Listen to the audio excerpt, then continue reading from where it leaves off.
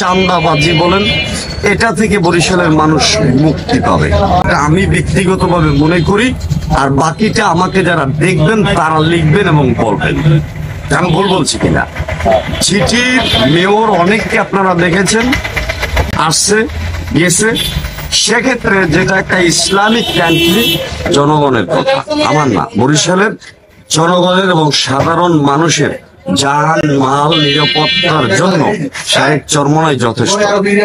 আপনারা দেখেছেন ভোট দিয়েছে শাহেককে, চরমোনাইয়ের পীরকে, এবং মানুষের ভোটে সে একজন নির্বাচিত মেয়র হয়েছেন, কিন্তু সে ডিক্লেয়ার পায় নাই।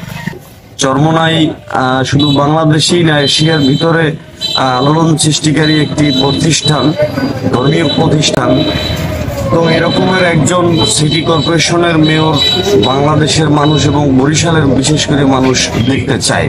প্রধান হিসেবে আছেন ডক্টর ইউনূস, তাকে দ্বিতীয় কিছু বলতে হবে না, কারণ সে শুধু বাংলাদেশ না, সে তামাম বিশ্বের খবর রাখে।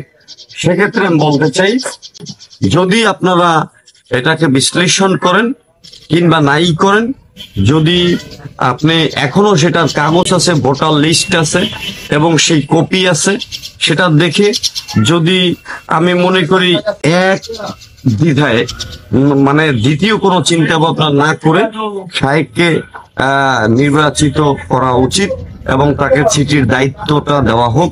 এটা বরিশাল বিভাগের তথাপিও বরিশালের যে সব জায়গাতে র্যাব, পুলিশ, সেনাবাহিনী সবকিছু দিয়েও 500, 700, 2000, 5000 মানুষকে মেনটেন করতে পারে না।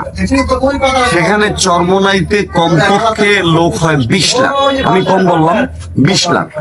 সে 20 লাখ লোককে নিয়ন্ত্রণ করতে বাংলাদেশের কোনো পুলিশ প্রোটোকলের প্রয়োজন হয় না।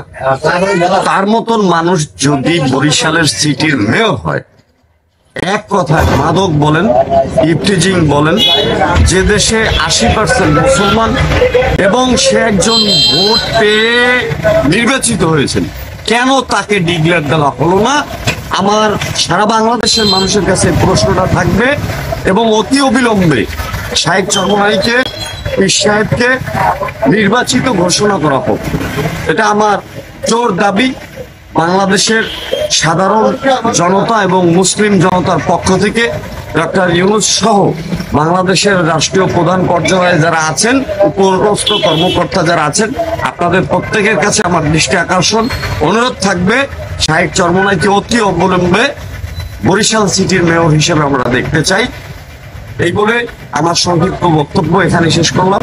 আসসালামু আলাইকুম।